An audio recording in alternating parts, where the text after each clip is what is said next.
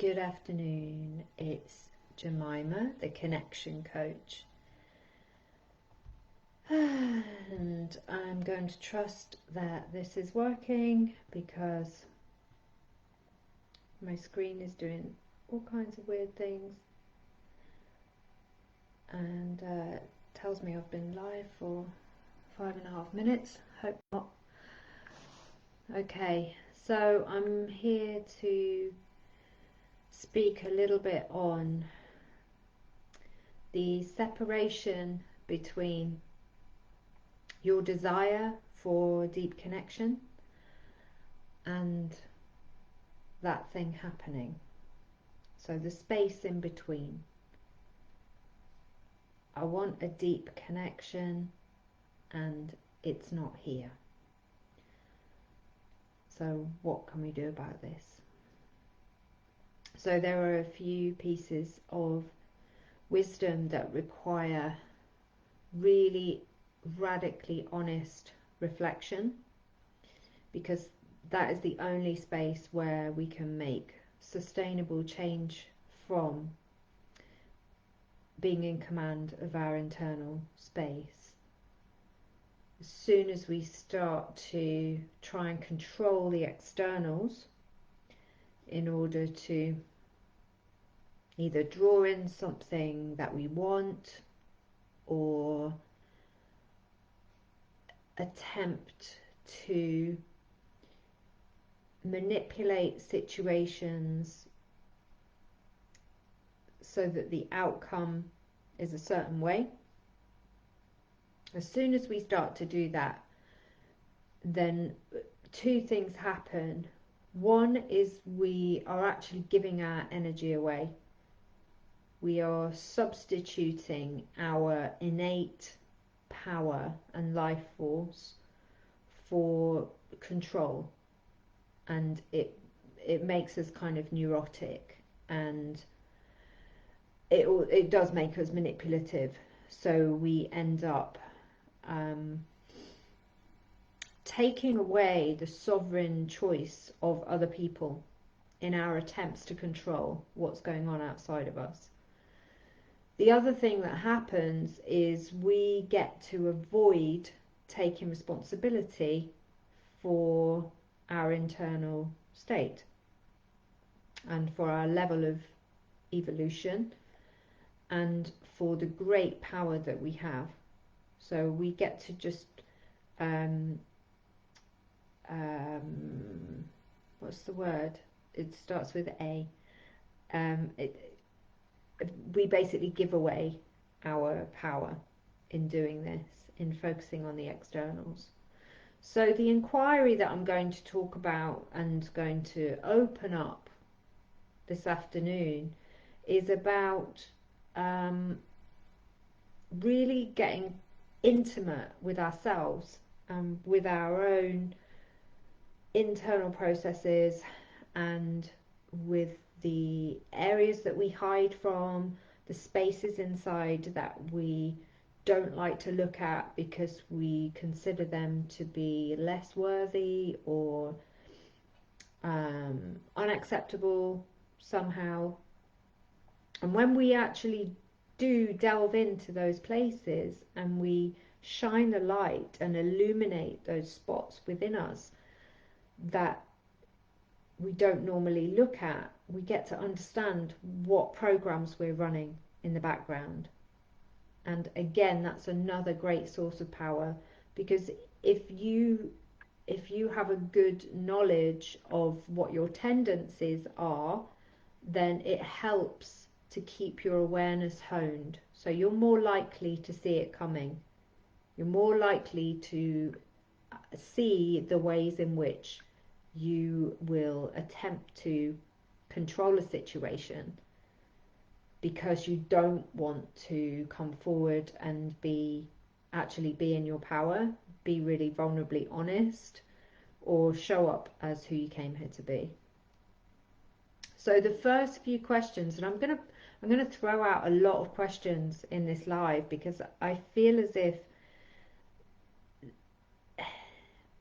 this is how I work. This is how I work with clients, and it's kind of how I work as a person as well, is that you don't need any information from me. You don't need me to tell you anything.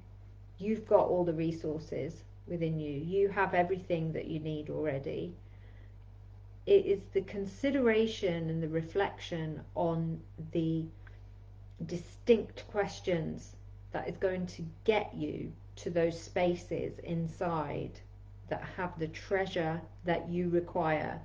So the places where you feel blocked, the things that are in the way of you actually aligning with what it is you say you want, they're underneath these questions. They are the answers to these questions.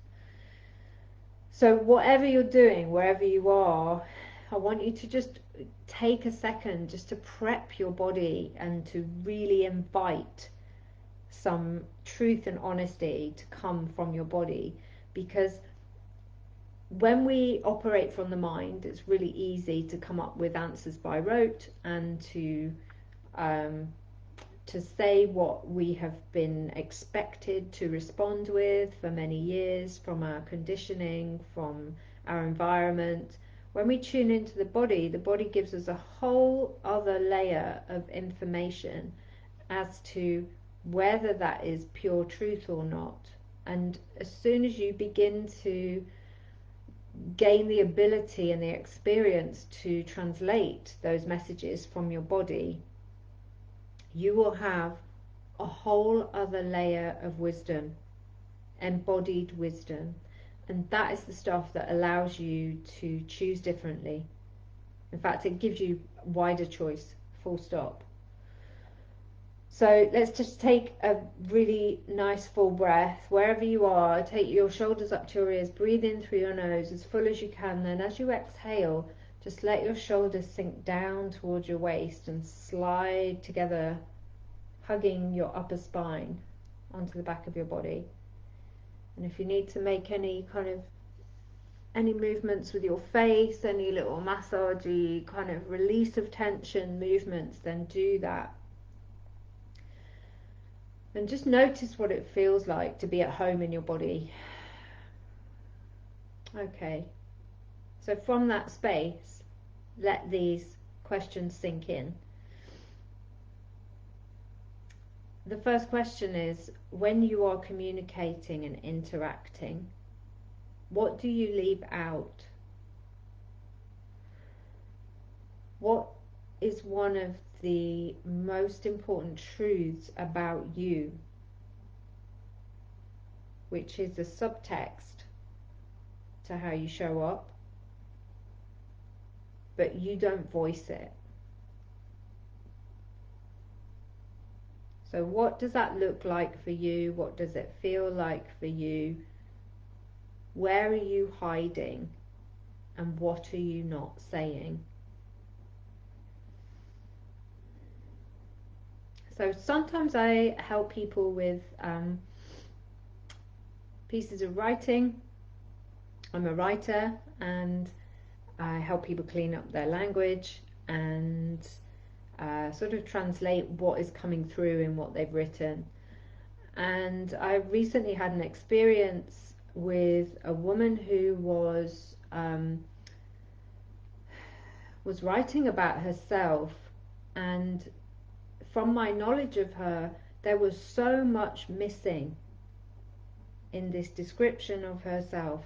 There was so many things that were unsaid, not communicated, and it was part of the essence of who she is as a person. Now, the why that it was left out, it doesn't interest me. It's more like, how can we do different? So think about an important conversation that you had with somebody. It could be a friend, could be a lover, could be a family member, anyone. Think of a recent conversation where you had a sense that there was more that you wanted to bring, but you didn't bring it. So what is that more? What is it that you are leaving out? Because this impacts the level and the quality of connection that you are available for. So if you are missing out an essential part of you, then that is felt. That's felt in every connection and interaction that you partake in. And as humans, we have this crazy sense. We're so clever. We are so incredibly intuitive and cleverer than we give ourselves credit for. But when you hide or when you miss out those important things, the other person can sense it. And it leads to a feeling of unsafety. So in that unsafety, then they don't show up. So I hope that this is a clear description of the knock-on effect, because I'm very aware that there's a big trend against victim blaming, and that's not what I'm about. That's not what I'm describing here. What I'm describing is it's a natural law. So humans need to feel safe in order to thrive. And if we sense within an interaction that somebody is hiding something, then there is a lack of safety. And I've experienced this myself. And the body just will not go there. So all of the parts of the nervous system that help you relax, all of your parasympathetic nervous system, will not be available to you if you sense that somebody is hiding something, because it could potentially be a threat. It could be a threat to you. It could be something really dangerous. It could be a threat to life. And this is just our makeup as human beings. Like, this is how we operate. There's nothing to be done about it. That's just how we operate. So that question, that it'd be helpful to write it down, because you can get into the zone later on and maybe give this some deeper reflection. So where are you hiding, and where are you not showing up, and what truth are you not voicing or not saying? And just take a breath. Okay. There's a caveat to this as well, on the same subject of safety, that we need to have discernment when we're sharing. We need to discern that the other person is ready, willing, and able to accept our truthful communication. And there are various aspects involved in that, like consent and agreements, which I'm not going to go into for the purposes of this particular live.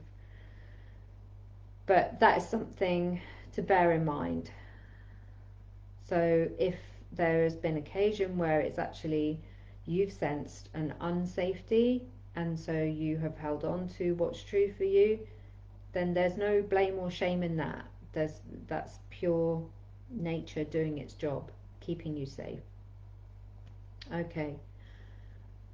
So point number 2, question number 2, is about your willingness to feel, and all the different, the whole spectrum of emotion and human experience, and how you react to all the different parts of it. So the question is, what do you react to or reject in others when they bring it to you? What do you react to or reject in others? Or you try to gloss over it, or you try to make them feel better, or you try to inject some positivity because you are not able to sit with their expression of this particular feeling. And this is a big one. This is a really big one. So for lots of women, it's anger. And it doesn't surprise me, because anger is one of the last taboos for women. It's very frowned upon, or probably even a stronger expression than that, but women have historically been punished for showing anger, or certainly not included, not embraced, not encouraged to express or share their anger. So it could be that. It could be something entirely different.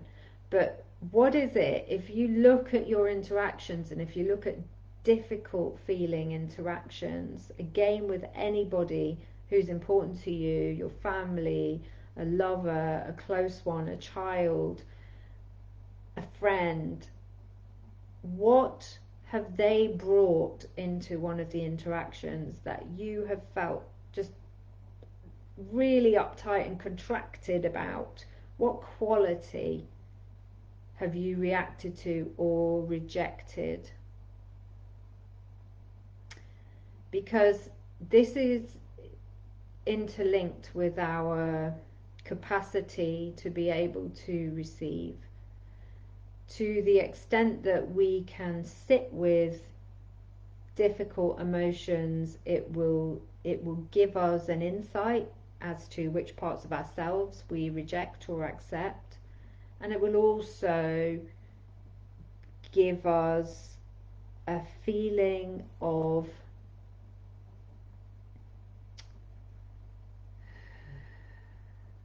sorry, I lost my thread then.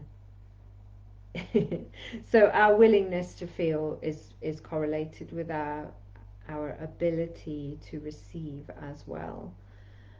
And if you think about the kind of places where you are not willing to go with others, and I mentioned anger, it could be other things, it could be disappointment, it could be frustration, it could be affection or support.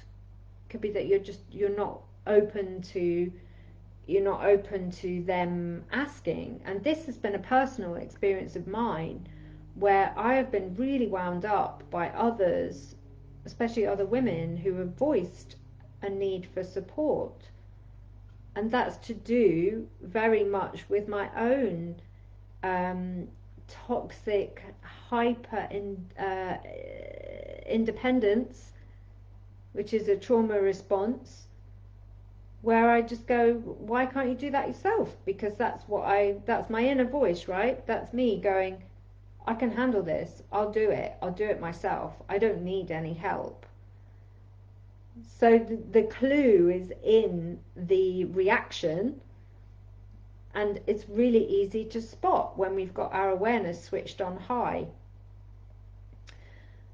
How does this relate to manifesting deep connection? Well, if there are things that we're rejecting because they are unexamined, then we are closing down our availability to be present for the whole person. And again, another caveat is that, yes, of course, we need to have good boundaries, but unexamined is the key word here. If there is contraction because there is something causing a reaction and it hasn't been examined, it hasn't been brought into the light of awareness, then that is it's like a silent signal to shut down the connection. And take another breath. It's the deepest work there is here.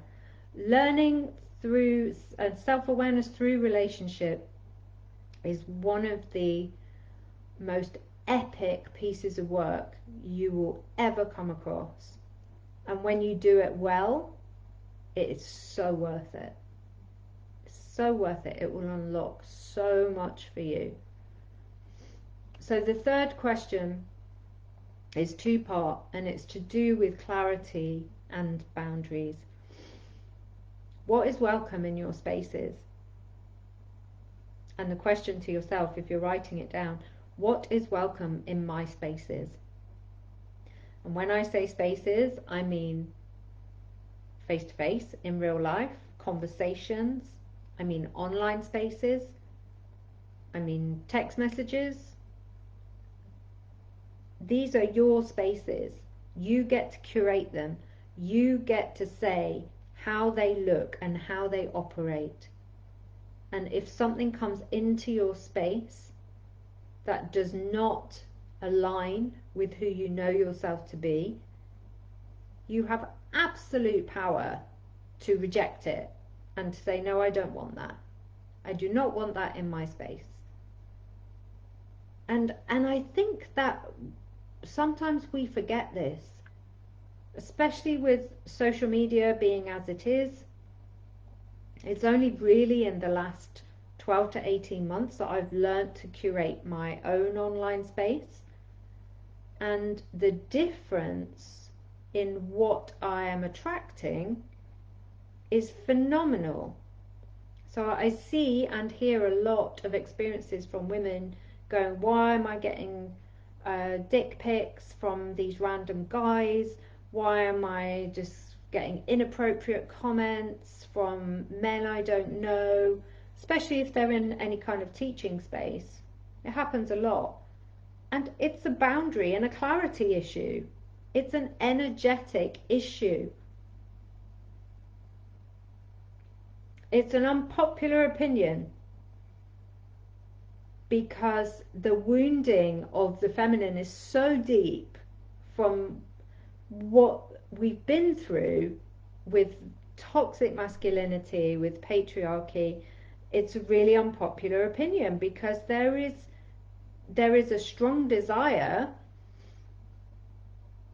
to blame the masculine still. And all that is doing is just giving away power. It's just giving away your sovereignty,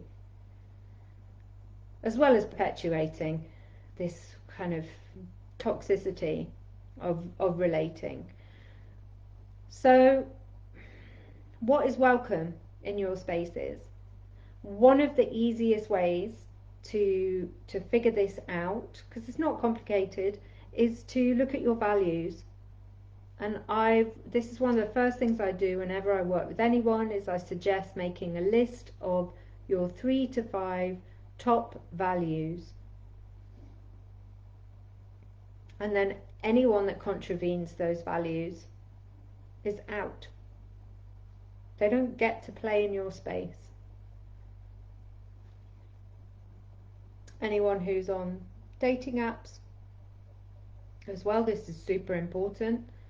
You're putting yourself out there and you are opening to genuine connections, and you want to make sure that they are aligned. So get clear on your values, get clear on what is welcome, get clear on what is really not welcome, and the consequences of contravening one of your values. Because it's not a boundary unless there is a consequence for crossing it.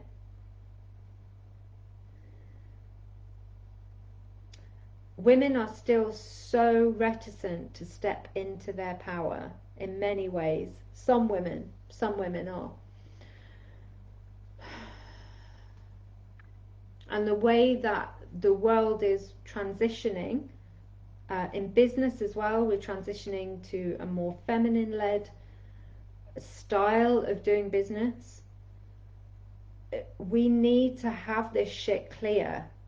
We need to get clear, because this new paradigm of business is built on collaboration. It's built on helping each other up. It's built on being open and receptive. A key trait of the feminine is being receptive. So we don't just want to be receptive to everything that's out there. We need to have some filters, and they need to be examined. We need to be in our awareness so that we do filter what comes into us in accordance with what is in alignment with who we know ourselves to be.